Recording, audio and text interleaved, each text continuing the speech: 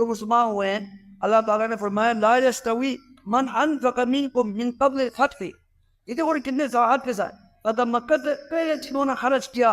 اور فتح مکہ سے پہلے جنہوں نے جہاد میں آپ سب کے ساتھ شریک ہوئے، وہ اور جو فتح مکہ کے بعد جو مسلمان ہوئے ہیں وہ برابر نہیں ہے. یعنی فتح مکہ سے پہلے جو مسلمان ہوئے ان کے شان بہت زیادہ ہے، لیکن اس کے بعد یہ بھی یاد رکھو اللہ تبارک و تعالیٰ نے آخری میں یہ بھی فرمایا وَقُلًا وَعَدَ اللَّهُ الْحُسْنَى.